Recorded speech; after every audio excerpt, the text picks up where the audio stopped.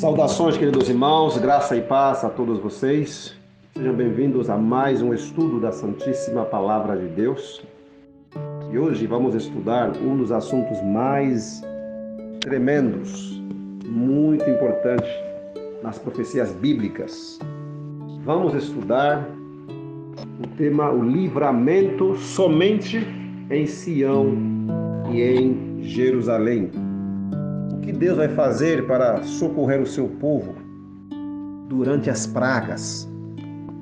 Qual é o plano de Deus, a sua agenda para proteger a sua igreja, o povo remanescente e aqueles que durante o alto clamor vão estar abraçando a mensagem? O que diz a Bíblia? O que diz a Bíblia sobre isso? Qual é o nosso fundamento?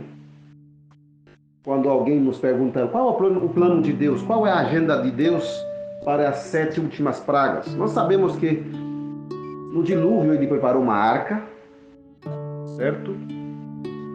Quando ia acontecer a terrível destruição de Sodoma e Gomorra, Deus chamou Ló a sair da cidade para não participar dessa terrível destruição. Também na destruição de Jerusalém, antes de Jerusalém, você lembra das pragas que caíam sobre o Egito, né? As pragas. Deus protegeu o seu povo na terra de Gósen, você deve lembrar disso.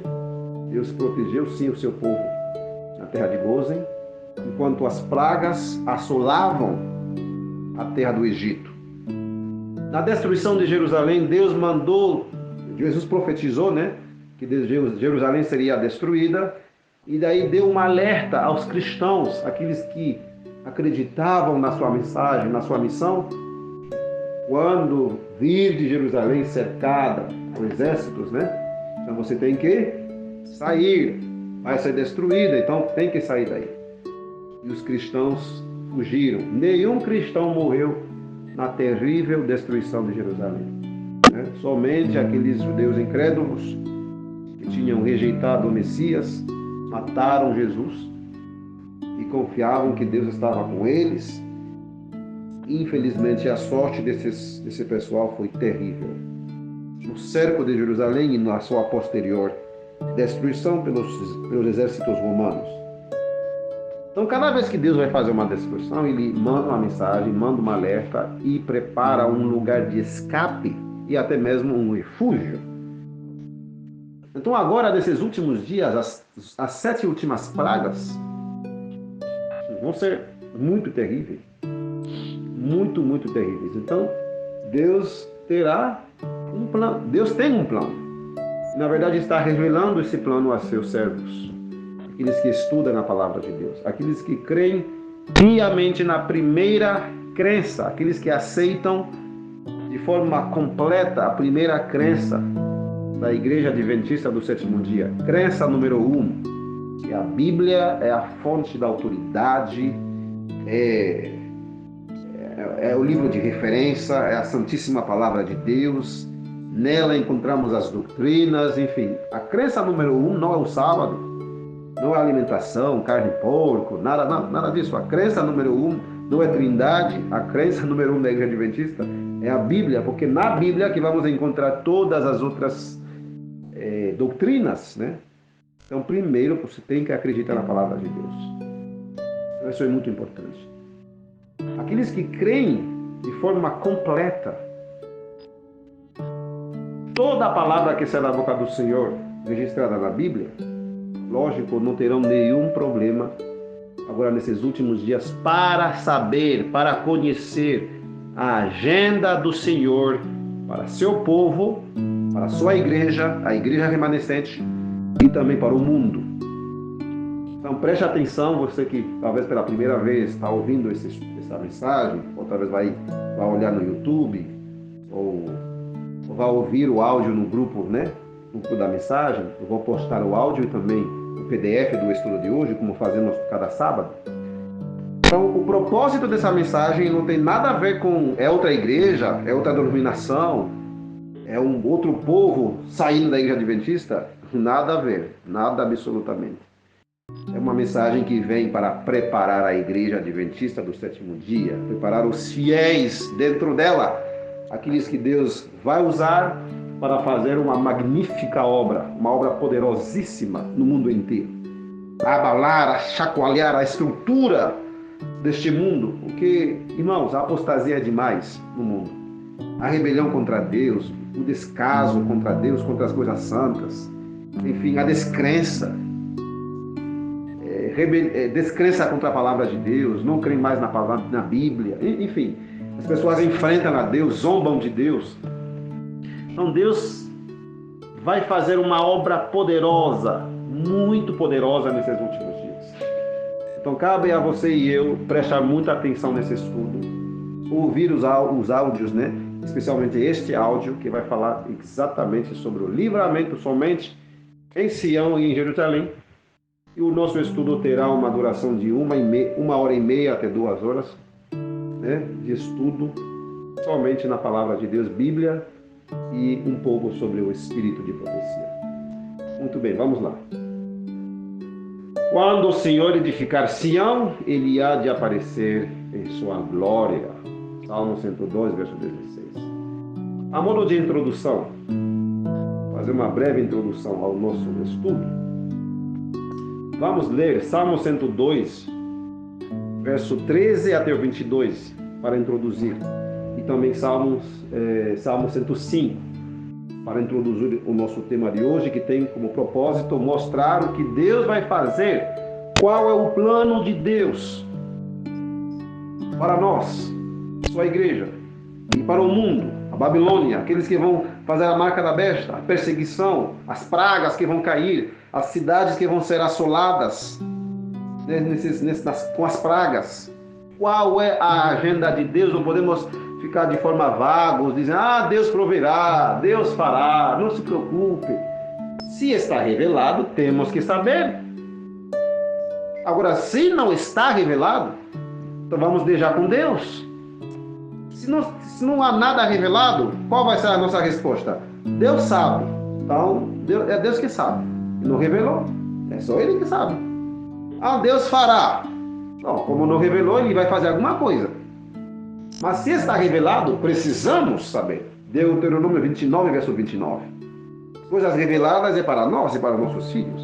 As coisas não reveladas, aquilo que Ele escondeu de nós até agora, aquilo que Ele não revela, pertence a Ele.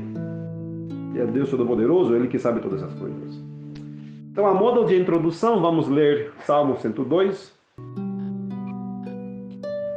Salmo 102, verso 13 a 22, que diz assim: Tu te levantarás e terás piedade de Sião, pois o tempo de te compadeceres dela, o tempo determinado chegou.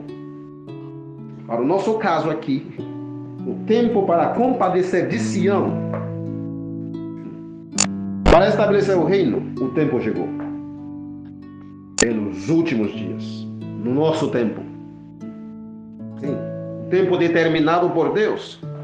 Foi esse mesmo tempo que os discípulos perguntaram: Senhor, restaurarás tu neste tempo, 2000 anos atrás, restaurarás tu neste tempo o reino a Israel? Vai restaurar o reino? Vai estabelecer o reino? Qual foi a resposta de Jesus em Atos capítulo 1, verso 6 e 7? Na verdade, verso 7. Não pertence a vós saber os tempos e as estações que o Pai estabeleceu pelo seu próprio poder? Então, o tempo determinado é para os últimos dias. Sim. Tu te levantarás e terás piedade de Sião, pois o tempo de te compadeceres dela, o tempo determinado já chegou. Porque os teus servos têm prazer nas suas pedras e se compadecem do seu pó. Isso é literal, hein? Então os gentios, verso 15, então os gentios temerão o teu nome, temerão o nome do Senhor, e todos os reis da terra a tua glória. Nesses 3 versos, vemos que Deus se levantará, deve se levantar, vai se levantar, vai ter piedade da sua própria terra, de Sião.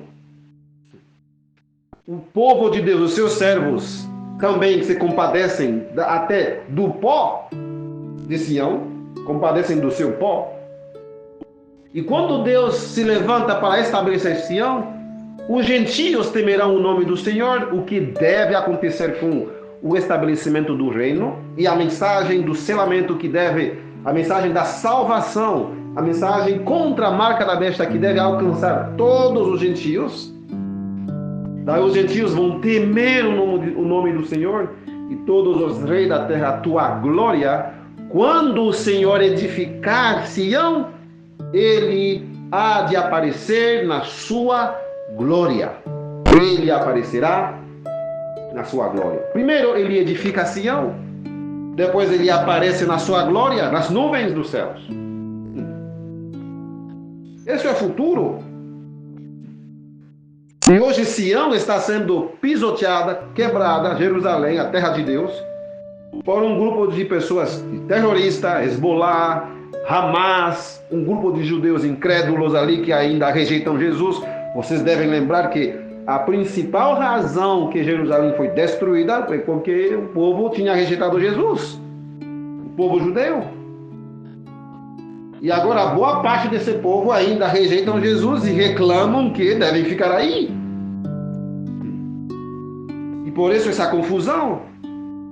Mas Deus vai edificar Sião primeiro e depois aparecerá na sua glória. E verso 17 diz: ele atenderá a oração do desamparado e não desprezará a sua oração. Isto se escreverá para a geração futura, e o povo que se criar louvará ao Senhor, pois olhou desde o alto do seu santuário. Deus olhando desde o alto do seu santuário. Nós sabemos que Jesus hoje está no santuário. Desde o céu o Senhor contemplou a terra para ouvir o gemido dos presos, para soltar os sentenciados à morte. Então, na hora de Deus estabelecer Sião, haverá essa sentença de morte, haverá os presos. Sim. Então ele vem e edifica Sião, ele vai soltar os presos, vai libertar aquele sentenciado de morte, porque você tem que entender, no tempo do estabelecimento do reino, como você vai ouvir no decorrer do estudo de hoje, porque só agora estão fazendo a introdução, vai ser durante o decreto, e a besta vai fazer um decreto que se alguém, como diz Apocalipse capítulo 13, vamos a Apocalipse 13, e tinha poder de dar vida à imagem da besta, e que a imagem da besta poderia tanto falar, quanto fazer com que tantos quantos não adorassem a imagem da besta fossem mortos. Vão ser sentenciados à morte. E outros vão estar presos. Mas Deus, desde o santuário, Jesus no Santíssimo ainda, no santuário, vai ouvir o gemido dos presos para soltar os sentenciados à morte, para anunciarem o nome do Senhor em Sião e o seu louvor em Jerusalém. Bom, alguns vão dizer: irmão, isso é do passado, irmão. Já passou. Já passou? Então você quer dizer que o verso 16 já passou? Quando o Senhor edificar a Sião, ele aparecerá em sua glória. Então o Senhor já apareceu na sua glória? Ele já voltou? Você tem que saber que os salmos, muitos deles eram salmos proféticos. Por isso Jesus, quando ele quis mostrar que ele era o Messias, qual livro ele usou? Vamos em Lucas capítulo 24. Qual foi a metodologia de Jesus para provar que ele era o Messias? Lucas 24 vai dizer o seguinte. Olha só o que diz, né? Verso 27. 24 e 27 de Lucas. E começando por Moisés e por todos os profetas, explicou-lhe em todas as escrituras coisas a seu respeito. Ok? E no verso 44, e ele lhes disse: essas coisas, essas palavras que vos falei, estando ainda convosco, para que que era necessário que se cumprisse todas as coisas que foram escritas a respeito de mim na lei de Moisés, nos profetas e nos salmos. Na lei de Moisés, o Pentateuco, nos profetas, Jeremias, Isaías, Ezequiel, Daniel, enfim, os profetas, e também os salmos. Então, os salmos são proféticos. Muitos dos salmos não eram simplesmente louvores para aquele tempo, mas são profecias. Muitas dessas profecias se cumpriram com a primeira vinda do Messias e outras ainda não se cumpriram. E uma que não se cumpriu ainda é esse trecho do Salmo 102. Deus vai edificar Sião. Depois de edificar Sião, preparar o povo, aí sim ele deve aparecer na sua glória para levar-nos para o céu. Então, ao edificar Sião, será num tempo de terrível perseguição. Pessoas presas, pessoas sentenciadas à morte. Eles vão ser soltos, mas qual o propósito? Para anunciarem, o verso 21, para anunciarem o nome do Senhor em Sião e o seu louvor em Jerusalém. Quando os povos se ajuntarem e os reinos para servirem ao Senhor. Qual povos que vão se ajuntar aí quando Deus edificar Sião no estabelecimento do reino? É o povo da grande multidão? Sim. É o povo da grande multidão, gente. Uma grande multidão de todas as nações, povos e línguas se ajuntando, abraçando a mensagem do alto clamor. Os reinos que vão abraçar a mensagem. Então haverá dois grupos de reinos, dois grupos de povos. Um grupo que vai se levantar contra a mensagem e outros que vão abraçar a mensagem e vão se ajuntar, se reunir para servirem ao Senhor, para adorarem ao Senhor. Sim. E eles anunciarão o nome do Senhor em Sião e o seu louvor, o louvor do Senhor em Jerusalém. Ainda nessa introdução, vamos ler Salmo 105. Salmo 105, o verso 8 até o verso 15. Diz assim: Lembrou-se da sua aliança para sempre, da palavra que mandou a milhares de gerações, a qual aliança fez com Abraão e seu juramento a Isaque, e confirmou o mesmo a Jacó por lei, a Israel por aliança eterna, dizendo: a ti darei a terra de Canaã, a região ou a porção da vossa herança.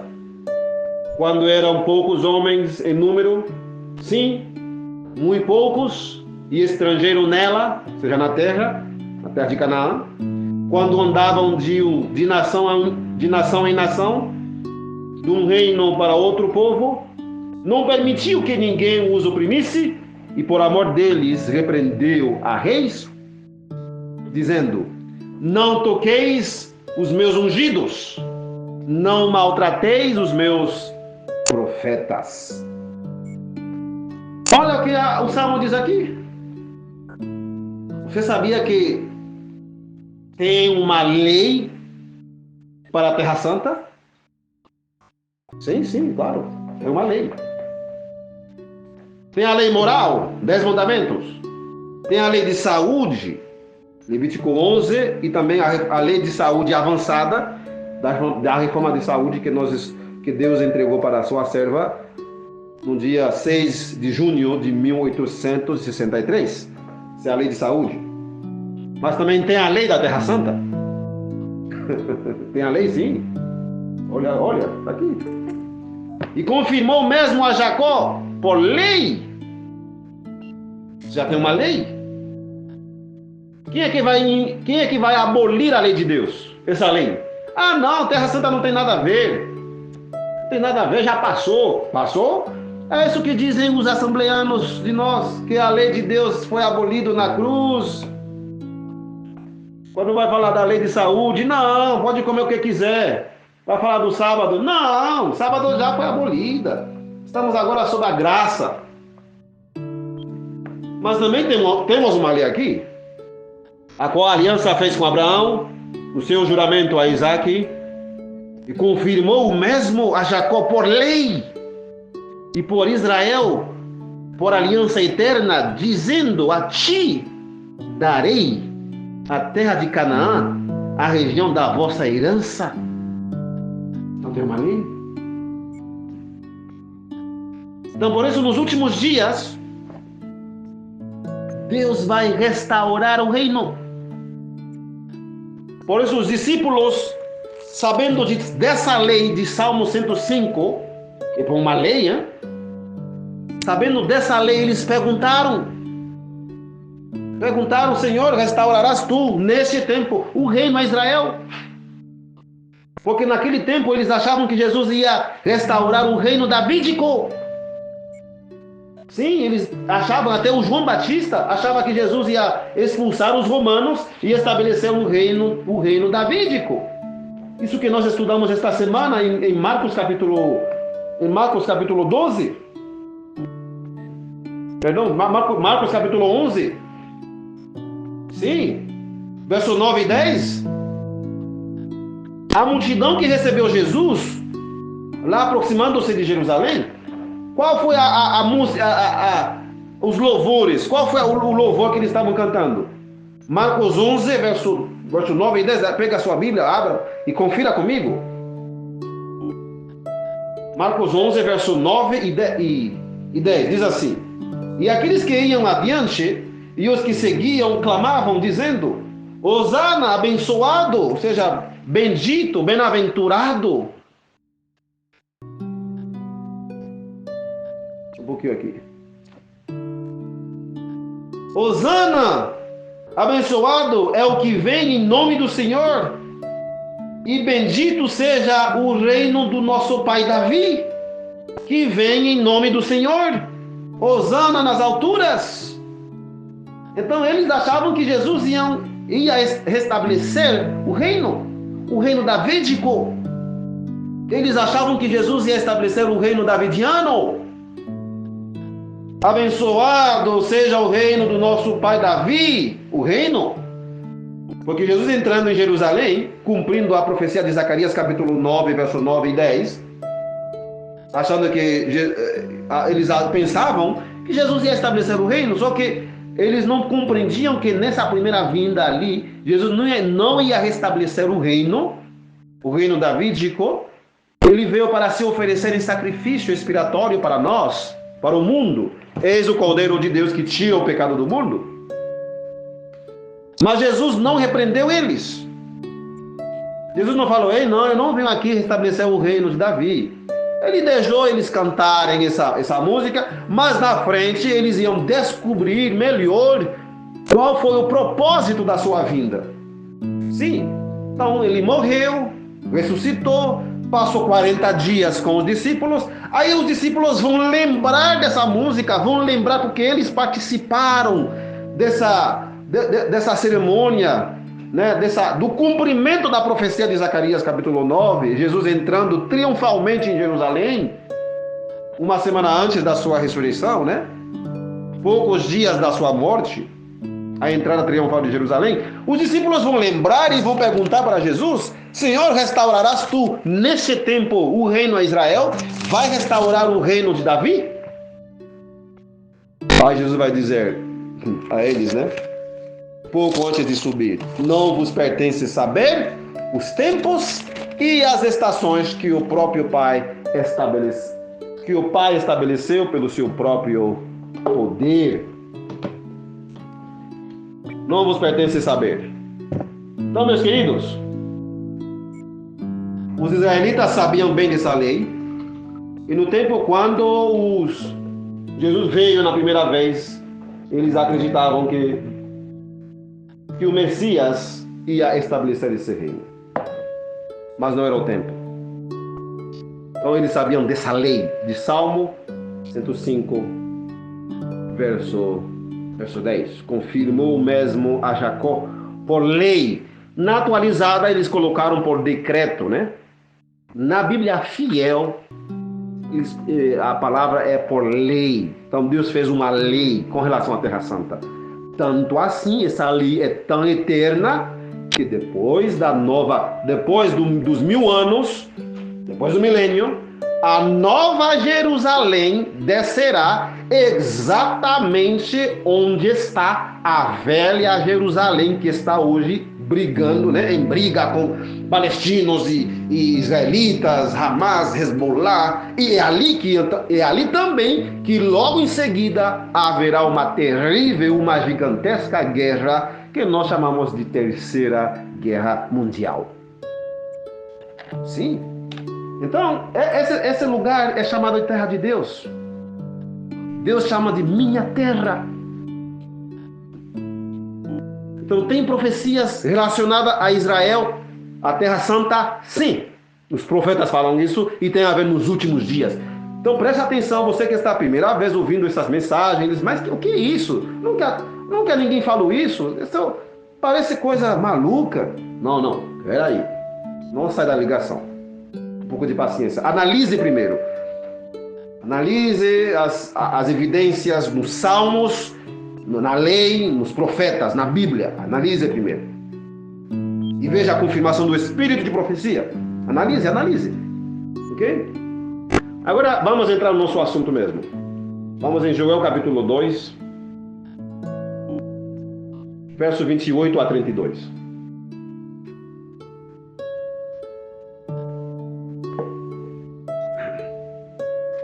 Joel capítulo 2, verso 28 a 32 diz assim: Acontecerá que depois derramarei o meu espírito sobre toda a carne, e vossos filhos e vossas filhas profetizarão, os vossos velhos sonharão sonhos, e vossos jovens verão visões. E também sobre os servos e sobre as servas naqueles dias derramarei o meu espírito, e mostrarei maravilhas no céu e na terra, sangue e fogo, pilares de fumaça. O sol se converterá em trevas e a lua em sangue, antes que venha o grande e terrível dia do Senhor. E acontecerá que todo aquele que invocar o nome do Senhor será salvo, porque no monte Sião e em Jerusalém haverá livramento, assim como disse o Senhor, e entre os remanescentes, aqueles que o Senhor irá chamar. Então, claramente vemos que agora nesses últimos dias, Deus vai cumprir novamente esta profecia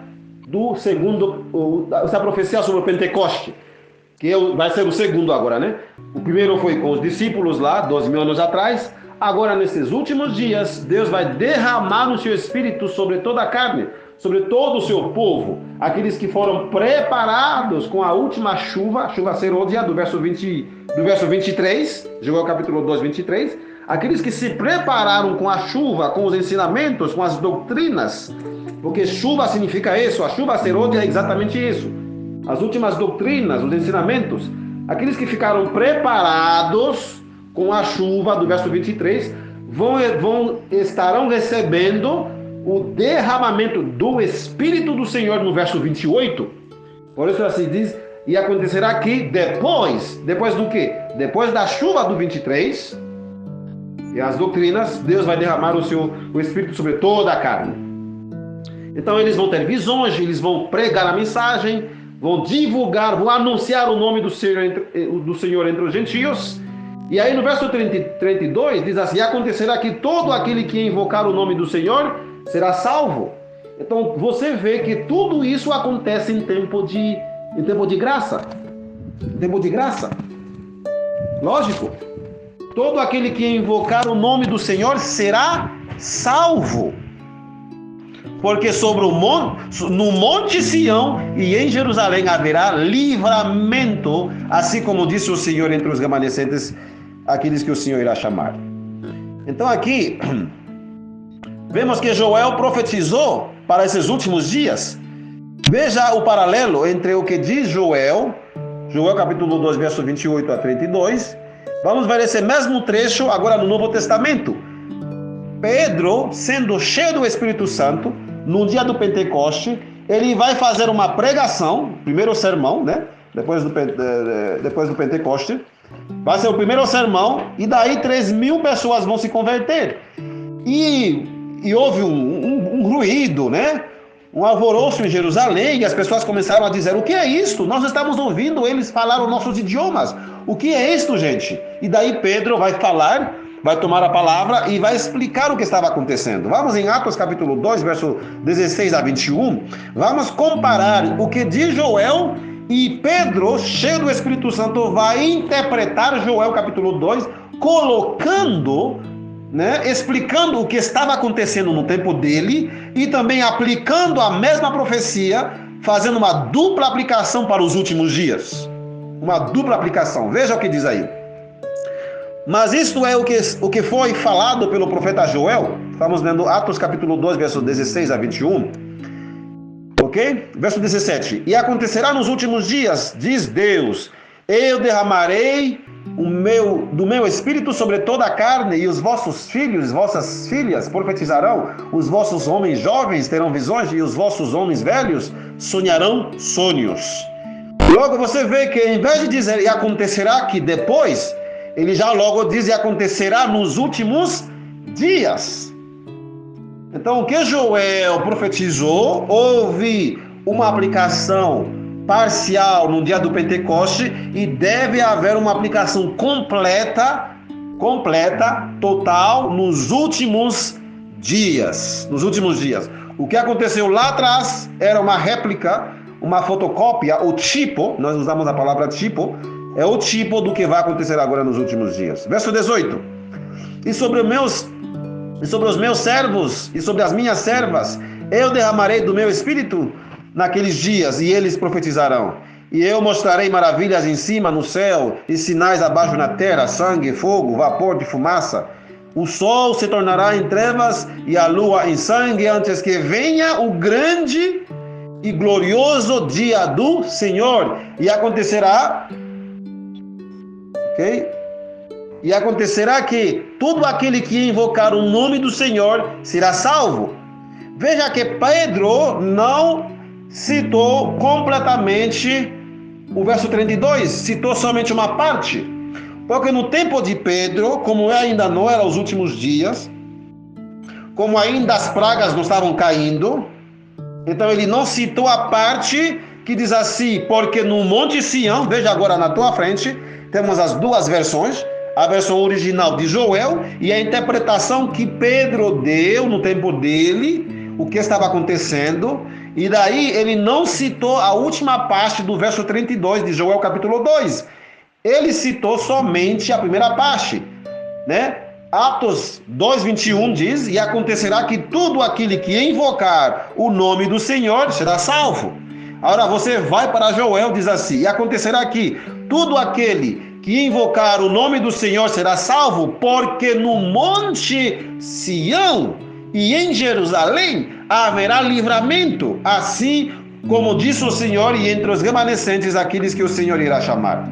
Então, no completo cumprimento de Joel capítulo 2, Sião será estabelecido como reino, como lugar de refúgio, e daí haverá livramento, haverá segurança.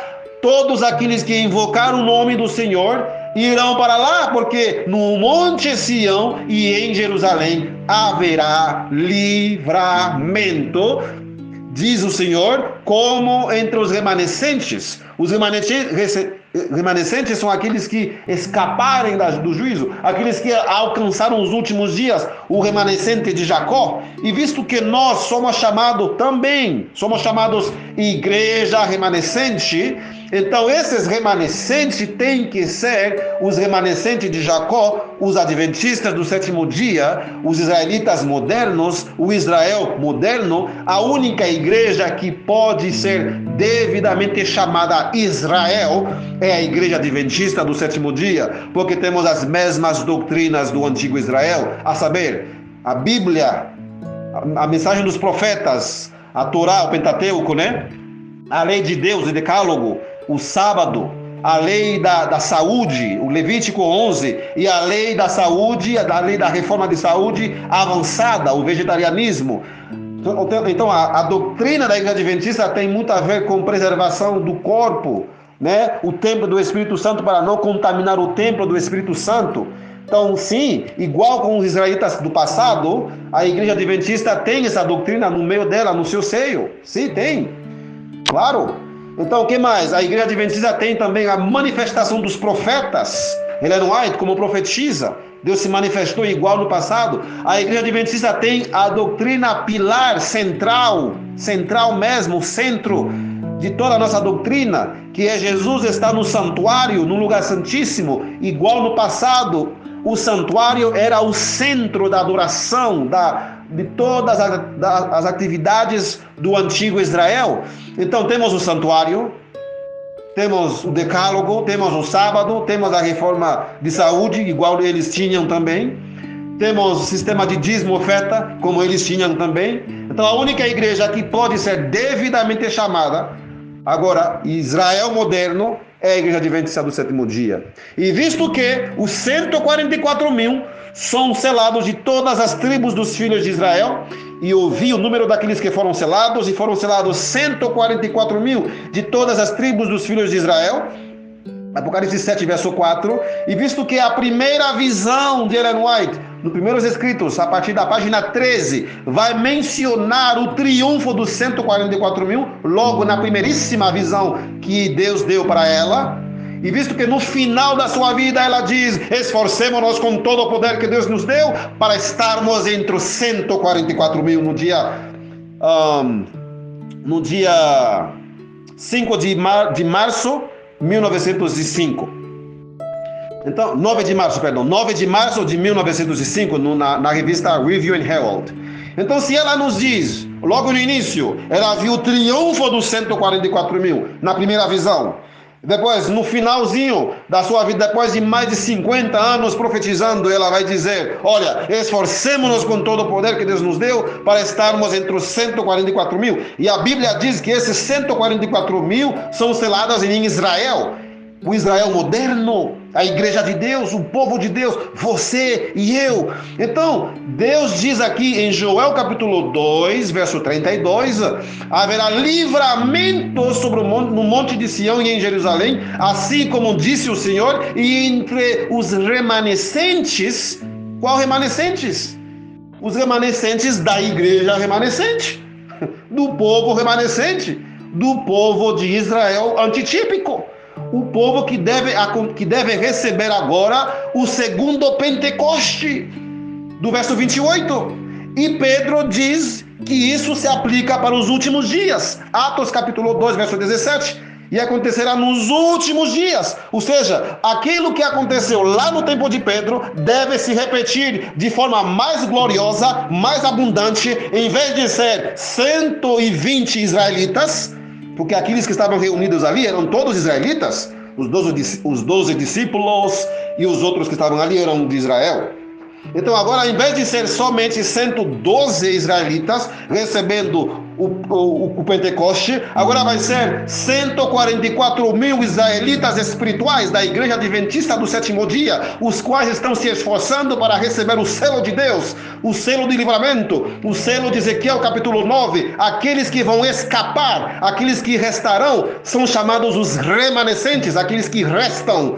Então, o segundo Pentecoste deve alcançar esses 144 mil adventistas do sétimo dia, fiéis, aqueles que permanecem inabaláveis, fiéis na santa igreja do Senhor, na sua amada igreja. Amém, meus queridos? É um privilégio. Você que é membro dessa igreja é um privilégio. Privilégio. Imerecido. Você não tem nem ideia o que Deus vai fazer com o seu povo. Ou se vai ser glorioso. Glorioso. Eu sei que tem muitos adventistas derrotistas que pregam derrota. A igreja vai sair a lei dominical, meu Deus, vamos fugir para as cavernas, eles vão nos matar, o Papa vai matar a gente. São aquelas pregações de derrota, pessimista. Mas, chegando o decreto, ele vai dizer: revestido da armadura da justiça de Cristo, a igreja deve entrar em seu conflito final. Esse conflito final o quê? a lei dominical, as nações se levantando contra a lei de Deus, contra o povo de Deus. Mas como que a igreja vai entrar nesse conflito final? Ela continua: formosa como a lua, brilhante como o sol e formidável. No original ela diz terrível, terrível, como o exército com bandeira. Deve ela ir a todo mundo, vencendo e para vencer. Então não tem nada de mensagem derrotista, que a igreja vai fugir, a igreja vai estar escondida nas cavernas, que todo mundo vai estar escondido, correndo diante dos inimigos. Até que as pessoas esquecem de que em Deuteronômio 28, Deus diz: quando o povo está em pecado, eles vão fugir diante dos seus inimigos. Sim, vão ser derrotados diante dos seus inimigos.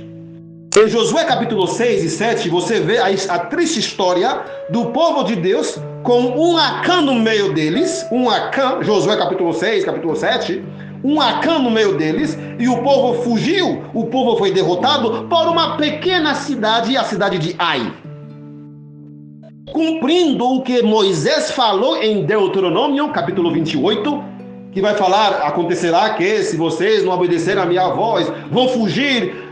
Por um caminho sairá contra vossos inimigos, e por 7 caminhos fugirão diante deles. Então a questão de fugir é uma questão de um povo em pecado, um povo cheio de Acãs, um povo que não tem a proteção de Deus, vai ter que fugir mesmo. Então a igreja adventista, se ficar numa situação de Acãs no meio dela, cheio de pessoas rebeldes, cheio de pessoas que não são consagradas, cheia de pessoas identificadas como Acãs, lógico, ela vai ter que fugir. Ela vai ter que fugir. Mas visto que a profecia diz: revestida da armadura da justiça de Cristo, a igreja deve entrar em seu conflito final, formosa como a lua, brilhante como o sol e terrível como um exército com bandeira. Deve ela ir a todo mundo, ou seja, com a última mensagem, vencendo e para vencer. Profetas e Reis, página 372. Então não existe essa questão que a igreja do Senhor, o povo de Deus já selado, os 144 mil revestido do segundo Pentecoste, os remanescentes que vão dar a última mensagem. Não existe a mínima possibilidade de você e eu estar fugindo diante dos exércitos dos pagãos. A Bíblia não ensina isso. Mas, ministro Leonel, não lemos no Espírito de Profecia que haverá povo escondendo ou fugindo?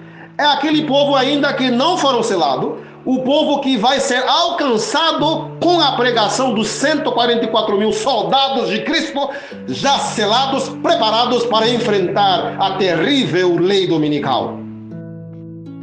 Aqueles que ainda não foram selados na Babilônia, aqueles que ainda não têm o selo de Deus, e que devem ser selados com a última mensagem que os 144 mil vai levar até eles. Esse povo, antes da chegada desses soldados de Cristo, estarão que sim, vão ter que fugir. Alguns deles vão morrer, outros vão ser presos. Então dali Deus edifica Sião, levanta Sião, e depois de levantar Sião, como diz o Salmo 102, edifica Sião. Ele vai libertar, ele vai ouvir o gemido desses presos, desses sentenciados à morte. Eles vão ser libertos e vão anunciar o nome do Senhor em Sião e o seu louvor em Jerusalém. Salmo 102, verso 15, versos 13 a verso 22. Assim, meus queridos, essa é a agenda de Deus para a sua igreja. A igreja adventista do sétimo dia, que hoje está na sua fase militante, não triunfante, numa fase militante. Mas ela não ficará eternamente numa fase militante até a volta de Jesus. Vamos ficar assim, numa condição desgraçada, miserável, pobre, cega e nu. E quando Jesus voltar, aí sim ele vai finalizar a obra que ele está fazendo em nós. Irmão, não é assim, não é bem assim. Não é assim, não é. Não. Na volta de Jesus, vamos somente receber o toque final da imortalidade, segundo o livro Maranata. O toque final da imortalidade não é somente o livro Maranata. Efésios também diz que Jesus vai apresentar a si mesmo uma igreja gloriosa, sem ruga, sem mácula, santa e irrepreensível. Então a igreja não vai estar assim, desgraçada, miserável, pobre, cega e nua, e nem sequer sabe a sua real condição, combatendo a mensagem de Deus, não querendo nada com Jesus, vivendo como mundanos e os nomes aí registrados no rol de membro, mas são mundanos. São aqueles raimundos, um pé no mundo e um pé na igreja. Não. A igreja do Senhor vai ser totalmente purificada, vai ser gloriosa e irrepreensível, muito antes da volta de Jesus, porque ela entra no conflito final assim, formosa como a lua, brilhante como o sol e formidável ou terrível como um exército com bandeiras. Essa igreja vai sacudir o mundo. E por isso Satanás odeia essa mensagem, odeia. Por isso Satanás nos persegue, dizendo, esses caras aí são fanáticos, eles estão pregando outra igreja, eles estão fazendo outra igreja. Irmãos, é só calúnia. Só calúnia. Porque caluniando os mensageiros que vêm com essa poderosíssima mensagem, Satanás consegue anuviar, cegar a mente daquelas pessoas, criando preconceito para que ninguém ouça a mensagem, analise a mensagem com a cabeça fria, em oração, sem preconceito. Colocando preconceito, Satanás terá uma relativa vitória. De as pessoas não querem estudar, rejeitando, mas logo, aqueles que rejeitarem a mensagem, sem terem estudado, sem nenhuma prova bíblica contra ela, logo eles vão se deparar com a terrível surpresa de que o ser humano não pode rejeitar um assim, diz o Senhor, e sair impune, e ficar impune. Não podemos brincar com o Senhor, nem com seus profetas. Porque os profetas do Senhor falaram inspirados por Deus. Amém? Inspirados por Deus. Porque você vê que Pedro, citando Joel capítulo 2, no último verso 32, ele citou somente a primeira parte. E acontecerá que todo aquele que invocar o nome do Senhor será salvo. Atos 2:21. E você vai nas palavras do profeta, e acontecerá que todo aquele que invocar o nome do Senhor será salvo, porque no monte Sião e em Jerusalém haverá livramento, assim como disse o Senhor, e entre os remanescentes aqueles que o Senhor irá chamar. Então ele sabendo que naquele tempo não tinha necessidade de colocar a segunda parte, porque ainda não tinham pragas, o povo, Deus não ia estabelecer Sião, porque logo em seguida Sião ia ser lavrada como um campo, ia ser destruída, o reino ia ser destruído pelos romanos. Ele não colocou a segunda parte porque ele sabia da profecia de Jesus. Então ele colocou somente aquela parte de invocar o nome do Senhor Jesus, invocar Jesus, aceitar Jesus. Essa era a parte da verdade presente para o seu tempo. Mas agora nos últimos dias, como ele mesmo diz, que nos últimos dias Deus ia fazer uma repetição daquele primeiro Pentecoste, aí sim o contexto completo vai acontecer. Todo aquele que invocar o nome do Senhor será salvo, porque haverá o reino lá em Sião, no Monte Sião e em Jerusalém. E é isso também que vai acontecer com Jesus, citando Isaías 61, verso 1, na parte que compete a ele, na parte do cumprimento dele, em Lucas capítulo 4, como você pode ver na frente de vocês na tela, você vai ver que Jesus, citando Isaías 61, verso 1 e 2, chegando na parte do dia da vingança, ele vai ficar aí e fechar o livro. Vamos comparar. Abra sua Bíblia em Isaías 61, por favor. Isaías 61, verso 1 e 2, diz assim: O Espírito do Senhor está sobre mim. Um pouquinho aqui. O Espírito do Senhor está sobre mim, porque o Senhor tem me ungido para pregar boas novas ao pobre.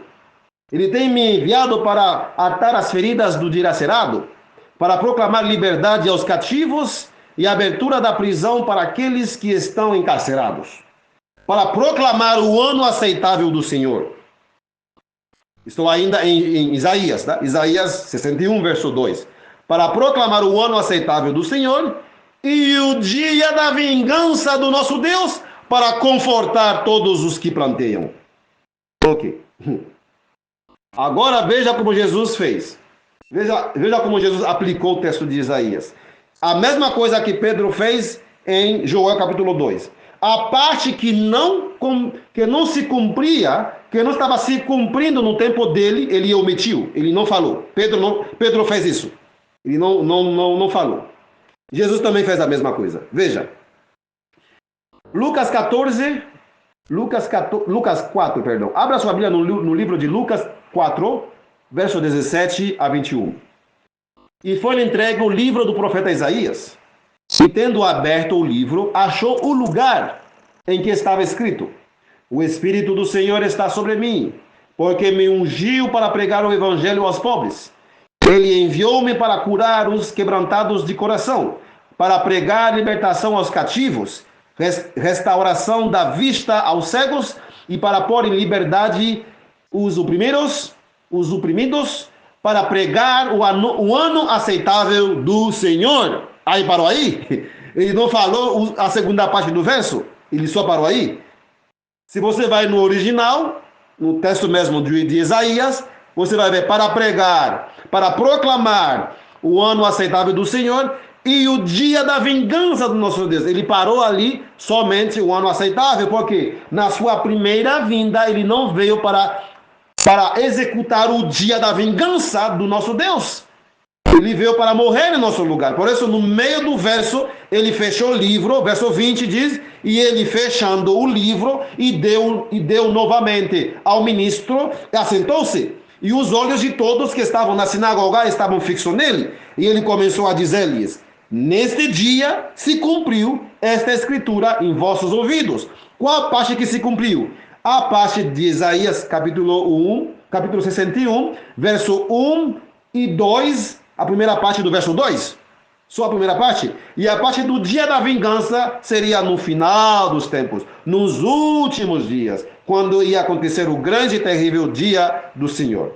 Então, a mesma coisa que você encontra em Atos, capítulo 2, Pedro fazendo a aplicação de Joel capítulo 2, e Jesus faz a mesma coisa, explicando Isaías 61, verso 1 e 2, a parte que não se cumpria no tempo dele, ele omitiu.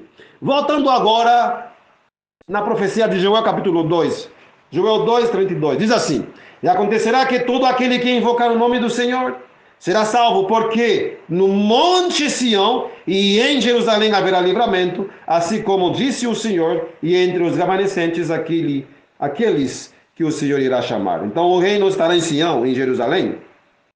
Então, com esse mesmo pensamento, começa o capítulo 3, lembrando que o último capítulo do 2, o último verso do 2 é o verso 32. Ele inicia que haverá livramento no Monte Sião, em Jerusalém. E para continuar o que ele estava falando no capítulo 2, aí inicia o capítulo 3 com a palavra por quê. Porque eis naqueles dias e naquele tempo em que trarei novamente o cativo de Judá e de Jerusalém, e também reunirei todas as nações e as farei descer ao vale de Josafá, e ali com elas pleitearei por causa do meu povo e minha herança Israel, a quem elas espalharam entre as nações e repartiram minha terra. Olha só o que Deus está dizendo aqui. Ou seja, no momento quando vai haver livramento em Jerusalém, Deus vai terminar, Deus vai finalizar ou colocar um termo ao cativeiro de Judá e Jerusalém. E visto que o livro de Tiago, capítulo 1, verso 1, diz: Tiago, um servo de Deus e do Senhor Jesus Cristo, as 12 tribos que andam dispersas no exterior, saudações. Então Tiago sabia que essas 12 tribos andavam dispersas, estavam em cativeiro. Tiago, que é o meio-irmão de Jesus, o irmão de criação de Cristo, né? Então, ele diz as 12 tribos que andam dispersas no exterior. E os 144 mil são selados entre as 12 tribos de Israel, espalhados nos 4 cantos da terra. Apocalipse capítulo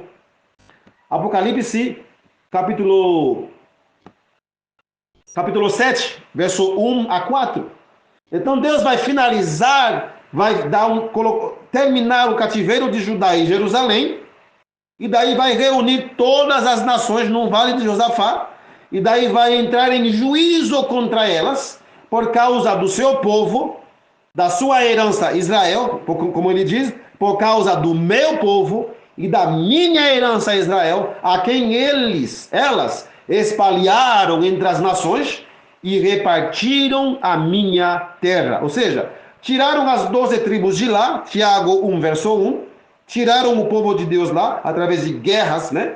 Tiraram as 10 tribos no ano 721 a.C., tiraram as 2 tribos no tempo de Babilônia, Nabucodonosor, por volta de 600 anos antes de Cristo, tiraram também as 2 tribos.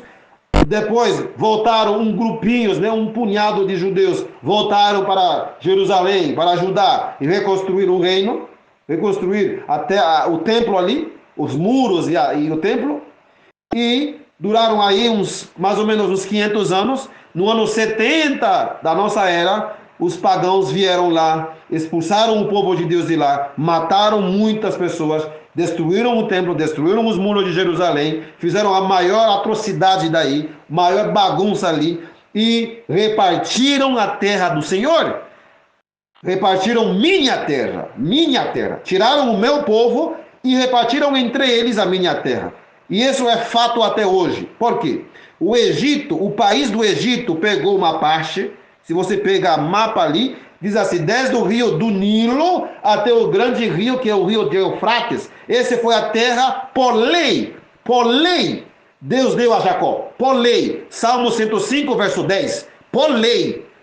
E a lei de Deus, seja da terra, seja a lei de saúde, seja a lei físico, seja a lei de higiene, a lei de Deus não pode ser abolida. Não somente a lei dos 10 mandamentos. Alguns irmãos adventistas, eles quebram a lei moral, quebram a lei de saúde, dizendo assim, não tem importância, pode comer o que quiser. Mas também a lei de saúde é uma lei de Deus. É a lei para preservar o nosso corpo em bom funcionamento, para que possamos dar um culto racional a Deus. Muitos pregam sobre a lei moral, em especial o sábado. Tem que guardar o sábado. Mas também existe a lei de saúde. Existe a lei de saúde que temos que guardar. Mas além da lei de saúde, a lei moral, os 10 mandamentos, também tem a lei da terra santa. Deus ratificou por lei. Lei. Então essa terra é dele. Eu sei que alguns vão dizer, irmão, nada a ver, isso já era do passado. Do passado? É igual que dizemos os nossos irmãos evangélicos, que a lei de Deus lá, dos 10 mandamentos, foi pregado na cruz. Não tem nada a ver, irmãos do céu. Então, realmente, meus queridos, a lei de Deus com relação à terra é eterna. É eterna. Sim. Repartiram a minha terra. Então aqui você vê o Egito pegando uma parte. Você vê Síria pegando uma parte. Síria, né? De Bashar al-Assad pegou uma parte. Líbano também pegou uma parte. O que mais? A Arábia Saudita pegou uma parte. Até o Iraque pegou uma parte. O reino da Jordânia, também, da Jordânia, que está lá em Cisjordânia, está lá. O reino da Jordânia. Se você pega o Google, o que é isso? Rei da Jordânia. A capital do reino da Jordânia é Amã, que os descendentes dos filhos dos Amonitas, Amon, a capital deles é praticamente o mesmo nome, Amon. Então aqui, você vê que eles são descendentes dos Moabitas, dos antigos povos lá, pegaram uma parte. Então expulsaram os filhos de Israel e depois repartiram a terra entre eles. Diz a palavra de Deus, que diz aqui. E lançaram sorte sobre o meu povo, e deram um menino para uma prostituta, e venderam uma menina por vinho, para que pudessem beber. Sim. E também, quedendes vós comigo, ó Tiro e Sidom, e todos os termos da Palestina. Palestina é Filístia, Palestina. Em árabe, Palestina é Filístia, ou Filístia. Então, os palestinos que estão brigando ali, eles estão brigando na terra de Deus. É a terra para Israel, os remanescentes de Jacó.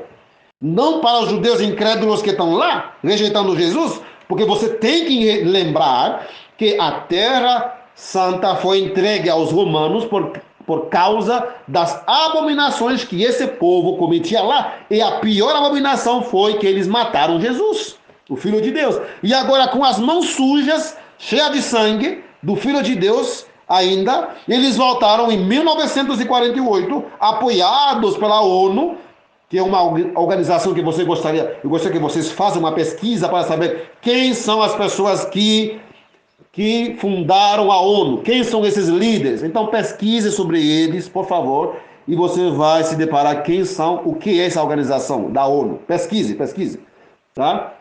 Hoje não é o tema da ONU. Então, apoiado pela ONU e a comunidade internacional, voltaram lá e fundaram o moderno Estado de Israel, que não tem paz, até hoje não tem paz, desde 1948 até 2024, que estou falando, eles não têm paz, é guerra, guerra, guerra, guerra. Cumprindo a profecia de Sofonias, capítulo 2, cumprindo a profecia de Sofonias, capítulo 2, e hoje vamos ver qual vai ser o resultado deles estar lá. Deles, esse povo ali, qual vai ser aqueles que estão lá nos termos da Palestina, aqueles árabes que moram lá, os palestinos, que boa parte deles não são cristãos, são árabes, não aceitam Jesus como Salvador, mas estão brigando ali, juntamente com também outro grupo também que não são cristãos, rejeitam o Salvador, aqueles judeus incrédulos. É uma confusão, uma grande confusão ali. Pois, se me recompensa assim, com agilidade e rapidez, retornarei a vossa recompensa sobre a vossa cabeça. Porque levastes a minha prata e meu ouro, e pusestes nos vossos templos as minhas coisas desejáveis e formosas, e os filhos de Judá e os filhos de Jerusalém também vendeste aos gregos, ou seja, aos europeus. Eles fizeram isso. Invadiram a Terra Santa e venderam os israelitas aos europeus, aos gregos. Por isso, na Europa deve haver muitos descendentes de Jacó, muitos israelitas que não sabem. Descendentes de Jacó que foram vendidos como escravos e chegando lá nos gregos, lá na Europa Ocidental, França, na Europa, né? Muitos foram também na Península Ibérica, onde está Portugal, Espanha. Muitos agora que são brasileiros são realmente filhos de Jacó, filhos de Israel, que foram vendidos como escravos lá no passado e perderam a sua identidade, né, racial e nacional e se passam por pessoas gentílicas, se passam como brasileiros normais, assim. Mas Joel está dizendo: pegaram os filhos de Judá, os filhos de Israel, de Jerusalém, e vendeste aos gregos, aos europeus, para os afastar para longe dos seus termos, para tirá-los longe da terra prometida, tirá-los dali e enviá-los para a Turquia, para a Grécia, para a Alemanha, para a França, para Portugal, para a Espanha, né? Então, dali, chegando ali, se misturaram com os europeus e perderam a sua identidade racial. Porém, não se enganem. O que eles são, os seus pais também foram. Ou seja, se teu tataravô era um israelita da tribo de Judá ou da tribo de Benjamim, de qualquer uma das tribos, se teu tataravô foi um desses tribos de Israel, o que eles foram, você é também. Você é, sim. E por isso muitos hoje que estão abraçando a mensagem do selamento dos 144 mil de Jacó, das 12 tribos de Israel espalhadas no mundo inteiro, inclusive entre os gregos, entre os europeus aí, porque a palavra grega aí não é grego, somente grego de Grécia, mas é um termo geral que é usado para os gentios no geral ou para os europeus. Ok? Então, para afastá-los, tirá-los para longe da terra deles, diz a palavra de Deus. Então, meus queridos, vamos ver aqui no verso 7. Eis que eu retirarei do lugar para onde os vendeste, e retornarei a vossa recompensa sobre a vossa cabeça, e venderei os vossos filhos e vossas filhas na mão dos filhos de Judá, e eles os venderão aos sabeus, a um povo distante, porque o Senhor o disse, que eles fizeram com nossos antepassados no passado, então eles vão sofrer a mesma consequência no estabelecimento do reino. Deus vai remover os pagãos de lá e Deus vai estabelecer o seu povo. Então aqui você vê, em Joel capítulo 3, agora verso 9 e 12, diz assim: proclamai isto entre os gentios, preparai a guerra, acordai os homens poderosos, cheguem-se, subam todos os homens de guerra e forjai espadas das vossas enxadas e lanças das vossas foices, que o fraco diga, eu sou forte. Ajuntai e vinde todos os pagãos ao redor e reuni-vos, faze descer ali os teus fortes, ó Senhor. Despertem-se os pagãos e subam ao vale de Josafá, pois ali me assentarei para julgar todos os pagãos ao redor. Oh, sim, meus queridos, aqui você vê que isso deve ser proclamado. A mensagem do estabelecimento do reino tem que ser proclamado às nações, aos gentios, a todo mundo. Eles têm que saber o que Deus está prestes a fazer para libertar o seu povo. Sim. E aí você vê que Deus diz, preparai a guerra. Então haverá uma guerra. Na hora que chegou o tempo, e já chegou, na hora que chegou o tempo de estabelecer o reino, haverá uma gigantesca guerra na terra prometida. E essa mesma guerra está profetizada em Zacarias capítulo 14. Vamos em Zacarias capítulo 14. E a Zacarias 14, verso 1 e 3. Mas antes podemos voltar a ler Joel 3, verso 1 e 2. E depois conectar Joel 3, verso 1 e 2 com Zacarias capítulo 14, versos 1 a 3. Porque eis naqueles dias, naquele tempo que trarei novamente o cativeiro de Judá e de Jerusalém, ou seja, no tempo onde Deus vai trazer novamente os cativos, os dispersos das 12 tribos. O que ele vai fazer? Também reunirei todas as nações e as farei descer no vale de Josafá. E ali, com elas, entrarei em juízo por causa do meu povo e da minha herança Israel, a quem elas espalharam entre as nações e repartiram a minha terra. Joel capítulo 3, verso 1 e 2. Agora Zacarias 14. Eis que o dia do Senhor vem, e teus despojos serão divididos no meio de ti, pois ajuntarei todas as nações contra Jerusalém, para a batalha, ou seja, para a guerra, a mesma guerra de Joel capítulo 3, verso 9. Proclamai isto entre os gentios, preparai a guerra, acordai os homens poderosos, ou seja, os generais, os grandes generais da China, da Rússia, dos Estados Unidos, da OTAN. Preparem esses generais poderosos, subam todos os homens da guerra. Subir, ou seja, é ir até lá, até a Terra Santa. Subam lá, vão lá, preparem a guerra. E eles realmente estão se preparando. Veja a movimentação dos poderosos porta-aviões lá no Mediterrâneo. Os Estados Unidos, a França, a Europa em si, estão de olho lá, enviando navios de guerra. Veja o que os Houthis do Iêmen estão fazendo. Veja o que o Irã está se preparando. Veja como o Hezbollah está se preparando. Irmãos do céu, chegou o tempo em que esses nomes poderosos da Rússia, da China, do Irã, dos Estados Unidos, esses dois gigantescos blocos, o bloco ocidental, liderado pelos Estados Unidos, com a maior aliança militar de todos os tempos, que é a OTAN, a maior aliança militar de todos os tempos, desde que existe uma nação. Sim, uma poderosíssima aliança militar, a OTAN, a mais potente, poderosa do mundo. Mas veja também os acordos militares que Rússia está afirmando com Coreia do Norte, também, que se tornou uma potência nuclear. Veja o que Vladimir Putin também a China está fazendo. Veja como Irã também está se preparando. Realmente chegou o tempo de Deus estabelecer Sião para resgatar o seu povo, para tornar Sião um refúgio. Então essa guerra deve acontecer agora, nesses últimos dias. Ou sim, agora veja Zacarias. Eis que eu reunirei todas as nações. Por isso é uma guerra mundial. todos os povos serão direta ou indiretamente envolvidos. Brasil vai ser envolvido. Porque lembra que o Brasil se envolveu na Primeira e na Segunda Guerra Mundial. E agora vai ter que envolver outra vez, porque é uma potência internacional. Sim. E também reunirei todas as nações e as farei descer ao vale de Josafá. E ali com elas pleitarei por causa do meu povo. E agora veja que diz Zacarias: pois eu ajuntarei todas as nações contra Jerusalém para a guerra, para a batalha.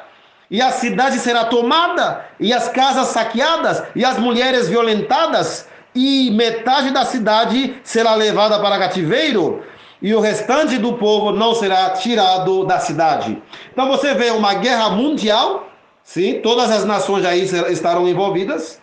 Deus vai juntar essas nações ali. Não pode ser no tempo de Zacarias, porque lembra, o contexto histórico de Zacarias é que ele estava escrevendo no tempo da reconstrução de Jerusalém.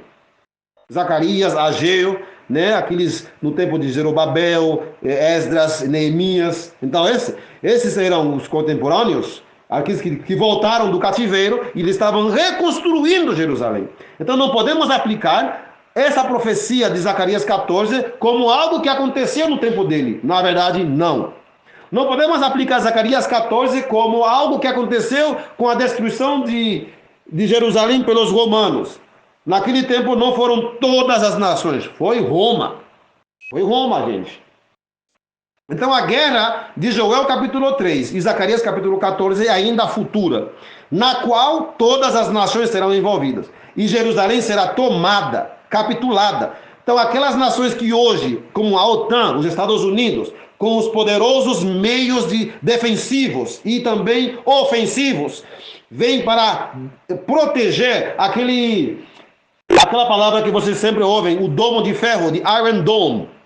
O Iron Dome, o domo de ferro de Israel, que intercepta os mísseis dos países inimigos, não vai mais funcionar. Vai colapsar. Vai colapsar. E a cidade será tomada. As casas saqueadas, mulheres violentadas. Ou seja, aqueles que hoje dão segurança militar à Terra Santa, a Jerusalém, a Israel hoje, não vão poder parar esse massivo ataque. É Deus mesmo que vai tirar a proteção deles mesmo e a cidade será tomada. E visto que a cidade vai ser tomada e as casas saqueadas, mulheres violentadas, as nações que vão capturar ou que vão vencer essa guerra, a Terceira Guerra Mundial, como nós chamamos, né? São nações ímpias, são nações que não temem a Deus, porque vão fazer barbaridades aí na cidade, depois de vencer as potências ocidentais. As potências ocidentais serão vencidas em Jerusalém com a guerra de Zacarias 14. A guerra de Zacarias 14 não é a Primeira Guerra Mundial, não é a Segunda Guerra Mundial, não é as cruzadas da Idade Média. Não foi. Essa guerra também não pode ser depois do milênio, porque depois do milênio a Nova Jerusalém nunca será tomada por ninguém. Por ninguém. Então Zacarias 14, Joel capítulo 3, tem que acontecer ainda nos últimos dias e ainda em tempo de graça, como você vai ver, antes do fechamento da porta da graça. Zacarias 14, verso 3 diz: então o Senhor sairá e lutará contra aquelas nações como ele lutou no dia da batalha. Então primeiro as nações serão reunidas, vão fazer essa guerra, os ímpios, os apóstatas ali vão perder a guerra. Tá? A cidade vai ser capitulada, né? Vai ser tomada, ok? A cidade não vai poder resistir. E daí o que Deus vai fazer? Depois dessas nações vencerem Jerusalém, o que fará? Eles vão fazer barbaridade. E daí Deus vai sair, vai lutar contra aquelas nações que venceram. Qual nação, que tipo de nações vão vencer essa guerra em Jerusalém?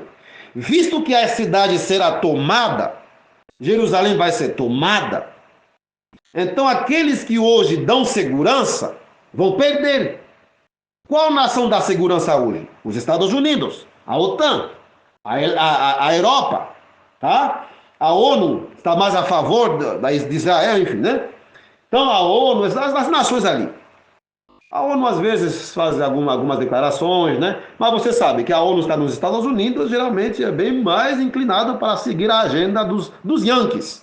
Então eles vão, a comunidade internacional, eles vão se levantar, gente, vamos nos unir contra os países totalitários, países antidemocráticos, países de ditadores, como eles vão falar, de Rússia, da China, dos países dos alatoiá dos iranianos. Vamos nos juntar. E maior parte da cristandade, das pessoas que pregam, né, com os cristãos, vão apoiar realmente Israel, vão apoiar Estados Unidos contra países totalitários, a maior parte deles. Inclusive, boa parte dos nossos irmãos da nossa igreja, eles vão ver que é uma causa justa, porque eles rejeitaram a mensagem que vem para advertir dessa terceira guerra mundial, rejeitaram, e eles vão ficar do lado do Ocidente, mandando até jovens para lutar lá, os jovens das igrejas. Você sabe também que a direita aqui no Brasil, eles apoiam cegamente Israel, apoiam Estados Unidos, né? Da direita, enfim, eles vão enviar esse povo lá para defender Israel, defender Deus, mas Zacarias diz que a cidade vai ser tomada. E daí Deus vai lutar contra as nações que vão tomar a cidade. E como que ele vai lutar? Então Deus não pode usar as armas que os homens usam, ele não usa essas armas. Ele vai usar uma praga, uma terrível praga sobre as nações beligerantes. Isso está no verso de Zacarias 14, verso 12 a 14. Diz assim: e esta será a praga com que o Senhor ferirá todos os povos que lutaram contra Jerusalém. A sua carne apodrecerá enquanto ainda sobre os seus pés, e seus olhos apodrecerão nas suas covas, e a sua língua apodrecerá dentro das suas bocas. Primeiro eles ganham a guerra, expulsam os Yankees de lá. Muitos falsos judeus lá vão morrer, mas nem todos eles vão morrer, porque haverá um povo que vai sobreviver. A metade da cidade irá para cativeiro, o restante do povo, ou seja, deve haver judeus tementes a Deus, judeus que vão saber que Deus está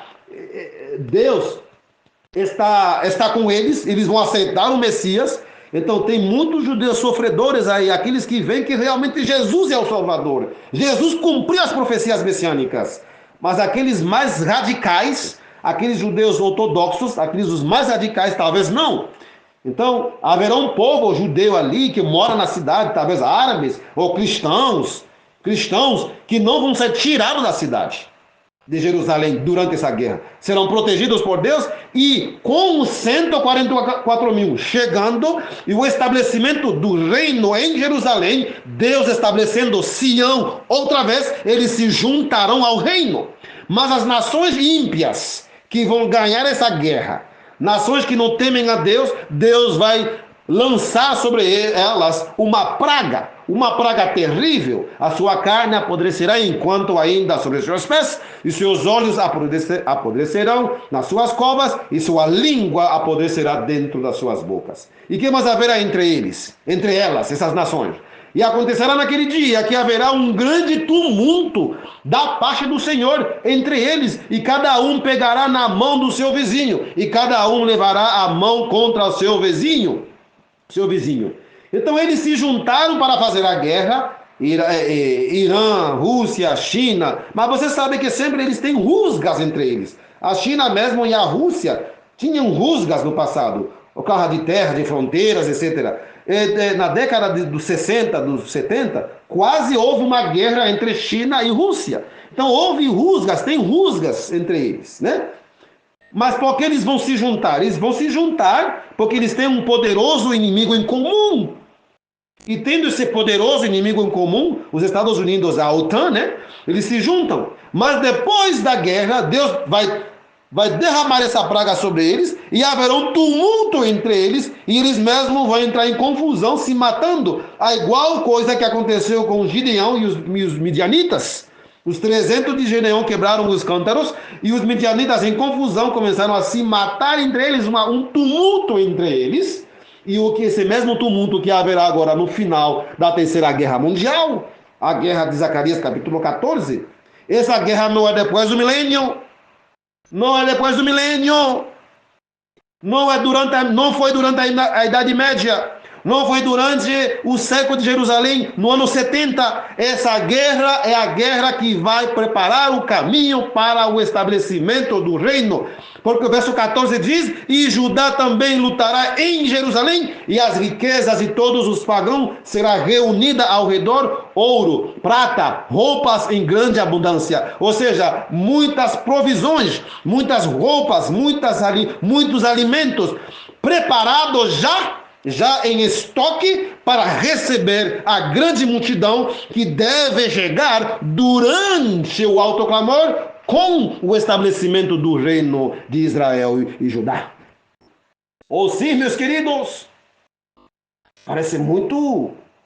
A pessoa vai dizer: mas irmão, isso é fora de série. Nunca houve uma coisa tal. Sim, mas está na Bíblia há milhares de anos. Isso não é novo, não. Não é novo, não. Vamos agora continuar com a profecia de Joel. Voltemos à profecia de Joel.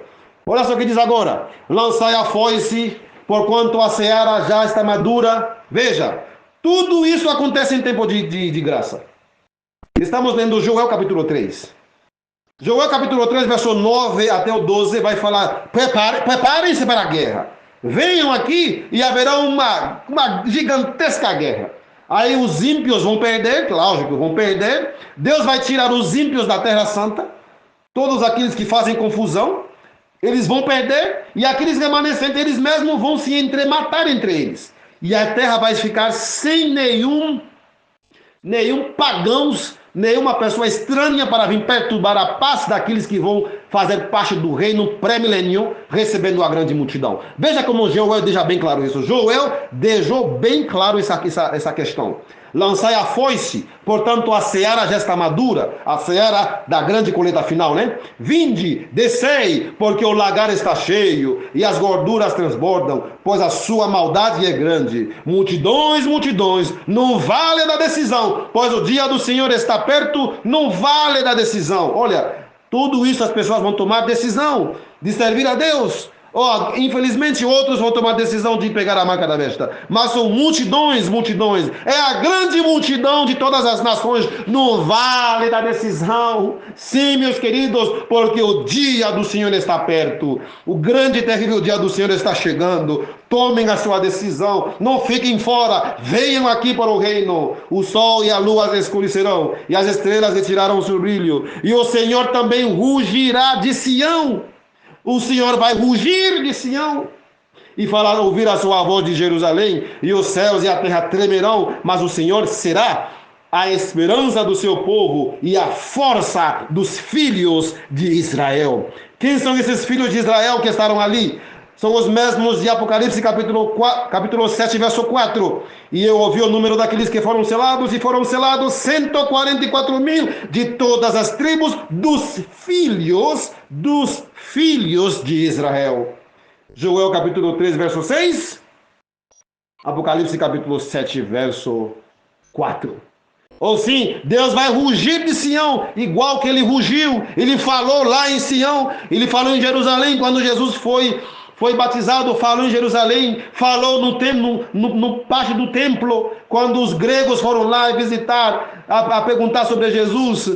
Ele falou, e alguns que ouviram a voz dizem assim: um anjo falou com ele. Outros dizem assim: foi um trovão, mas ele rugiu. O pai rugiu, dizendo: esse é meu filho amado. Agora o pai vai rugir, eu não sei o que ele vai dizer, não sei o que ele vai falar, mas vai rugir de Sião, e vai falar de Sião, e vai fazer ouvir a sua voz de Jerusalém. Vai dizer: esse é o meu reino, entrem para cá, não peguem a marca da besta. Igual, na verdade, presente dos judeus, na verdade, presente 2000 anos atrás, que era para os judeus, a verdade era: Jesus é o Filho de Deus, Jesus é o Messias. Então ele mesmo declarou: esse é o meu filho amado, ele é o Messias. Então ele falou a verdade presente. Provavelmente pode ser que ele vai fazer ouvir a sua voz dizendo o que fazer. Vai falar para a grande multidão, dizer: não peguem a marca da besta, guardem o sábado. Isso é alguma, talvez, vou dizer as palavras, não sei o que ele vai dizer exatamente, mas ele vai falar, fará ouvir a sua voz de Jerusalém. Você crê nisso aí? e vai ser a esperança do seu povo e a força dos filhos de Israel. E vós sabereis que eu sou o Senhor, vosso Deus, que habito em Sião e meu santo monte. Então Jerusalém será santa, Jerusalém será santa, e estranhos não passarão mais por ela. Essa não é Nova Jerusalém, porque nenhum estranho vai entrar na Nova Jerusalém, nenhum ímpio vai manchar a cidade santa. Mas hoje vocês sabem que os ímpios estão manchando a Jerusalém de agora. Então, com a guerra, Deus vai tirar tanto os árabes incrédulos como os judeus incrédulos, super ortodoxos, ultra ortodoxos, que não querem saber do Messias, né? Eles ainda rejeitam aqueles árabes que dizem que é Maomé o Salvador. Eles são estranhos, que estão na terra santa, a terra de Deus, a terra de Jesus Cristo. Joel capítulo 3 diz assim: minha terra, repartiram minha terra, é a terra de Deus. O que você está fazendo na terra de Deus? Rejeitando o Filho de Deus. O que você está fazendo aqui? Então Deus vai tirá-los e vai estabelecer o seu povo ali. E Joel diz: então Jerusalém será santa e nenhum estranho, e estranhos não mais passarão por ela. Não mais. Ou seja, até hoje estão passando. Até a Terceira Guerra Mundial estarão passando. Mas depois do estabelecimento do reino, nunca mais passarão. Porque Jesus virá, vai levar o seu povo. E nessa mesma terra santa, Deus vai descer com a nova Jerusalém. Então nenhum ímpio, depois do estabelecimento do reino, nenhum ímpio entrará nessa parte ali. Nenhum ímpio. Nenhum ímpio. Tanto antes do milênio, depois do estabelecimento do reino, como quanto depois do milênio, com a nova Jerusalém vindo a ser estabelecida exatamente no lugar onde está hoje a velha Jerusalém. Por isso é chamada Nova Jerusalém. Continuando com Joel ainda, meus queridos, e quase finalizando o nosso tema. E acontecerá que, naquele dia, os montes derramarão vinho novo, e as colinas derramarão leite, palavra de Deus. E todos os rios de Judá estarão cheios de água, e uma fonte sairá da casa do Senhor. Você lembra da fonte que estudamos a semana passada, de Ezequiel capítulo 47?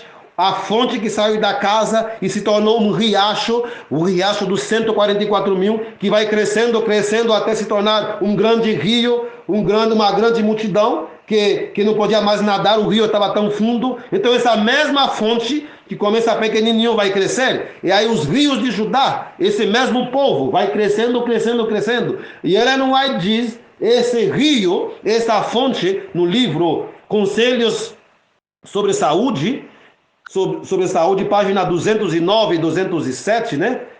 Ok? Conselhos sobre Saúde, ela vai explicar sobre esse rio, ela vai dizer bem claramente, os Conselhos sobre Saúde 209 e 210, né?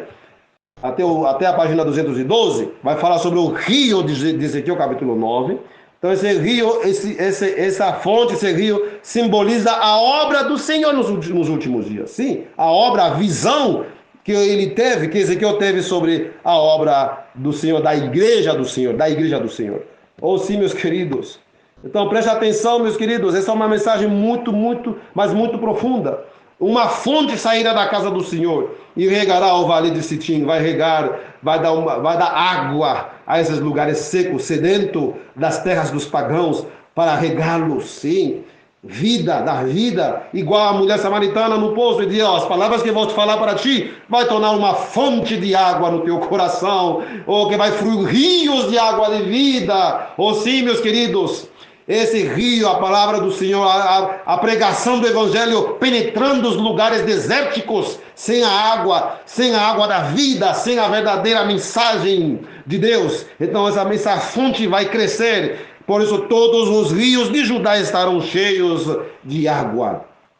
O Egito será uma desolação, e Edom um deserto assolado, por causa da violência dos filhos de Judá, porque derramaram sangue inocente em sua terra. Mas Judá será habitada para sempre, e Jerusalém de geração em geração. Portanto, purificarei o sangue daqueles que eu tinha que eu não tinha purificado, porque o Senhor habita em Sião. O Senhor estará em Sião, igual estava na dedicação do templo, igual estava com Davi, igual estava com os nossos antepassados, igual que ele estava no tempo do batismo, igual que ele estava em Sião quando Jesus estava lá no templo. Ele até falou e as pessoas dizem assim, um anjo falou com ele, houve um trovão. Então Deus estará em Sião, não Sião celestial, tudo isso aqui na terra, não Sião celestial, não o monte Sião lá no céu, é o Sião aqui, sim, meus queridos, sim, olha, o contexto aqui não tem nada a ver lá no céu. Aqui, olha só o que diz. Por causa da violência que eles fizeram contra os filhos de Sião, vai purificar o sangue daqueles que não tinham purificado. Tudo isso, onde Deus vai fazer isso? Aqui, meus queridos, na terra. Terra Santa. Meus queridos, veja aqui diz agora, o Sião vai ser um refúgio. Isaías capítulo 2. Capítulo 2, verso 1 a 4 diz assim: a palavra que Isaías, o filho de Amós, viu concernente a Judá e Jerusalém. E acontecerá que nos últimos dias o monte da casa do Senhor será estabelecido no cume dos montes, e será exaltado acima das colinas. Todas as nações fluirão em direção a ele, e muitos povos irão e dirão: vinde vós e deixai-nos subir ao monte do Senhor, em direção à casa do Deus de Jacó. E ele nos ensinará a respeito dos seus caminhos, e nós andaremos nas suas veredas, pois de Sião sairá a lei. Sião, e de Jerusalém a palavra do Senhor. Quando isso vai acontecer? Isaías diz que isso deve acontecer nos últimos dias. E estamos nos últimos dias. No milênio não vai ser mais os últimos dias. Depois do milênio não é mais os últimos dias. Os últimos dias são os últimos dias da história da humanidade antes da volta de Jesus, não durante o milênio ou depois do milênio. Os últimos dias, meus queridos irmãos adventistas do sétimo dia ou simpatizantes da igreja adventista, nós estamos vivendo nos últimos dias, e acontecerá nos últimos dias que o monte da casa do Senhor será estabelecido. E as nações vão ir lá. E Deus vai ensiná-los. Ou seja, se Deus vai ensiná-los a respeito dos seus caminhos, a respeito das suas leis, dos seus estatutos, é porque eles irão ainda em tempo de graça. E nós andaremos nas suas veredas. Por quê? Porque de Sião sairá a lei e a palavra do Senhor de Jerusalém. A marca da besta vai sair de Washington, D.C., De Washington, D.C. sairá a lei dominical, mas de Sião, no reino, sairá a lei do Senhor nos últimos dias, durante o decreto. O decreto dominical, a lei dominical sairá de Washington, D.C. e do Vaticano, lógico. Mas vai sair primeiro Washington, D.C. É a segunda besta, a besta simbolizada pelos Estados Unidos, que vai fazer o decreto da marca da besta, que vai dar força e poder à primeira besta. Não o Vaticano, não ao contrário. É a segunda besta que vai fazer o decreto. Alguns irmãos adventistas ficam confusos, dizendo que é o Papa que vai fazer. O Papa vai apoiar. O Papa também vai estar ali nos bastidores, mas é o presidente dos Estados Unidos que vai fazer o 666. É ele, a segunda besta. Então, de Washington, D.C., os Estados Unidos, sairá a lei dominical. Então, como a sede da igreja adventista está bem de ladinho de Washington, D.C., está em Washington, D.C., então haveria confusão. Por isso, a sede da igreja do Senhor não estará mais na mesma localidade, na mesma cidade onde vai sair o decreto. O decreto dominical sairá de Washington, e a lei de Deus, segundo Isaías, sairá de Sião, no estabelecimento do reino. Queira você aceitar, duvidar, né? Agora é você e Deus. Mas Isaías diz que vai ser assim, e eu creio que vai ser assim. Claro que sim. E a palavra do Senhor vai sair de Jerusalém, que vai ser a capital do reino. Vai sair de Jerusalém. A mensagem sairá de lá. A lei de Deus, o decreto do Senhor, a sua lei sairá de lá. E ele julgará entre as nações e repreenderá muitos povos. E eles converterão suas espadas em lâminas de arado e as suas lanças em foices. Nação não erguerá mais espada contra a nação, nem aprenderão mais para a guerra. Ou seja, as nações que vão abraçar a mensagem do alto clamor, em vez de usar as suas economias, o seu dinheiro, para fazer armas destrutivas, eles vão usar essas ferramentas, essas tecnologias de guerra, para tecnologias ou ferramentas para fazer agricultura, né? Vão converter as suas espadas em lâminas para arado e lanças para foice, enquanto as outras nações que não vão querer fazer parte do reino, eles vão sempre investindo em mais armas, e isso que você vê um paralelo em Joel capítulo 3. Essas nações que vão fazer a guerra convertem as suas lâminas de arado em espada, as suas foices em lanças, ou seja, a ferramenta para a guerra, enquanto as nações que vão abraçar a mensagem, segundo Isaías capítulo 3, eles vão fazer o contrário, convertendo as suas espadas em lâminas para arar a terra, as suas lanças de guerra como foice para colher, né, alimento. Então realmente você vê dois grupos de nações.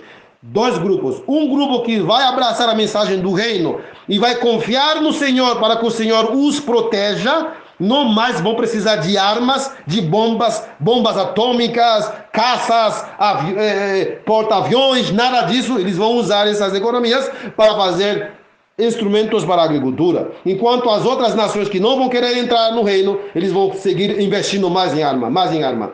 Em conclusão, vamos ler agora Isaías capítulo 4, verso 5 e 6. E Salmo 102, verso 16.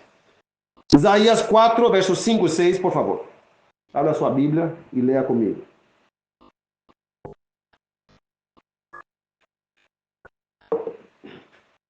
E o Senhor criará sobre cada moradia do monte Sião e sobre suas assembleias uma nuvem e fumaça durante o dia, e o brilho de um fogo flamejante durante a noite, porque sobre todos a glória será uma defesa. Então, claramente você vê que Deus vai criar sobre cada moradia do Monte Sião. Então haverá moradia, pessoas morando ali, e haverá também assembleias, reuniões solenes, uma nuvem e fumaça durante o dia, um brilho de fogo flamejante durante a noite, porque sobre todos aqueles que vão reunir em Jerusalém, em Sião, no reino, a glória do Senhor será uma defesa. A glória do Senhor será uma defesa. Eu sei que na atualizada eles mexeram com esse texto ali de Isaías 4, né? A Bíblia atualizada. Mas aqui você vê que sobre todos aqueles que estão morando no Monte Sião, aqueles que estarão se congregando nas suas assembleias solenes, a glória de Deus sobre todos eles será uma defesa. E haverá um tabernáculo, uma sombra ao longo do dia, para proteger do calor e para um lugar de refúgio contra as pragas, tá? Refúgio contra as pragas. E para um abrigo da tempestade e da chuva. Por isso o Salmo 102, verso 16 diz: quando o Senhor edificar a Sião, ele há de aparecer em sua glória. Então a sua glória vai ser a nossa defesa. Vai edificar Sião, vai nos preparar, e daí ele virá na sua glória para levar a sua igreja, passar umas férias de 1000 anos e depois voltar no mesmo lugar onde estávamos antes de subir, na mesma localização, sim, sobre as montes das oliveiras, e daí vai estabelecer a eterna cidade que nunca será destruída, a nova Jerusalém, e a terra será transformada em um lar, mas a capital da nova terra vai ser onde está hoje a velha Jerusalém, com a cidade da nova Jerusalém. Sim, meus queridos. Então, não tem como escapar da conclusão que Deus sim diz que essa terra é dele e vai fazer exatamente isso. Ele vai concluindo, ele vai diz assim: é uma das mais belas e consoladoras a passagem da profecia de Isaías. Faz-se referência à coluna de nuvem e de fogo para representar o cuidado de Deus pelo seu povo na grande luta final com os poderes do mal. E aí lá vai citar Isaías 4, verso 5 e 6. É uma das mais belas e consoladoras passagens da profecia de Isaías.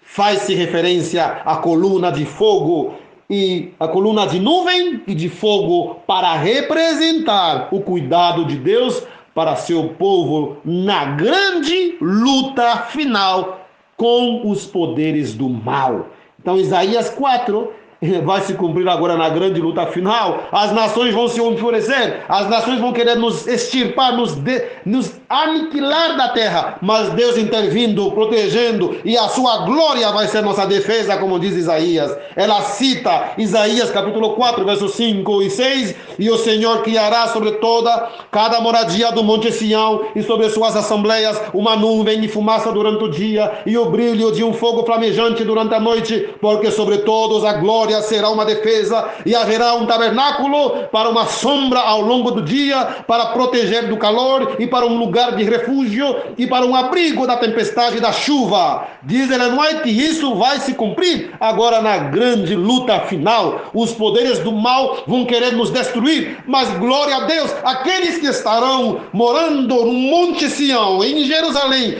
as moradias deles, as assembleias deles, eles serão totalmente protegidos pela glória de Deus. Sobre todos, a glória será uma defesa. Ele mais diz que isso representa o cuidado de Deus pelo seu povo na grande luta final. As nações vão se enraivecer, vão querer destruir os 144 mil, a grande multidão, mas eles serão totalmente derrotados. Ou sim, por isso, o hino 3 do Inário Adventista diz: o Deus eterno reina no monte de Sião. No nosso caso vai ser agora no reino, no monte de Sião. Chegai-vos ante o trono seu em santa adoração. Trazei humildemente o vosso coração ao Deus eterno, Rei dos reis, Senhor da redenção. O Deus eterno reina no monte de Sião. Os astros na amplidão sem fim sustenta com a mão. A ele seja a honra, a glória, o poder, e acenda os louvores mil ao mais sublime ser. É isso que vamos fazer exatamente no monte Sião. Os 144 mil, a grande multidão, vão estar louvando a Deus. Acendam os louvores mil ao mais sublime ser. O Deus eterno reina no monte de Sião. Entrai no seu santo templo, sim, nas suas assembleias. Isaías capítulo 4, verso 6. Verso 5, sim, haverá assembleia, haverá o templo, haverá sim um lugar de congregação, onde a glória de Deus vai ser a proteção de todos os reunidos ali. O Deus eterno reina no monte de Sião. Entrai no santo templo seu, buscai o seu perdão, buscando sua face, a paz encontrareis, e reine para sempre, enfim, o eterno Rei dos reis. Aleluia! Glória a Deus, que possamos fazer parte desse povo poderoso. O inimigo hoje vos odeia, ele nos odeia, ele não quer que vocês sejamos selados. Na verdade, você vai ouvir muitas pessoas dizendo: mensagem de bobagem, isso não tem nada a ver, isso não vai acontecer. Mas lembre, os céus e a terra passarão, mas a palavra de Jesus, a sua santíssima palavra, na Bíblia e no espírito de profecia, que a própria Ellen White diz que tudo isso representa um cuidado especial de Deus, um cuidado de Deus pelo seu povo na grande luta final com os poderes do mal. Ele preparou uma arca para Noé e sua família, ele preparou uma terra de gozem para os israelitas quando as pragas do Egito estavam caindo. Ele mandou Ló de sair, sai dela, sai da Babilônia, sai de Sodoma, Ló, sai daí. Ló saiu e escapou. Ou ele mandou os seus discípulos de sair da cidade de Jerusalém quando ia ser destruída. Agora Deus diz assim: eu vou preparar um lugar de refúgio. Um lugar de refúgio. Isaías capítulo 4, verso 5, 4. Ellen White, no livro Patriarcas e Profetas, página 197, parágrafo 3, que diz que tudo isso representa o cuidado de Deus pelo seu povo na grande luta final. Então Deus não vai deixar você à mercê dos ímpios.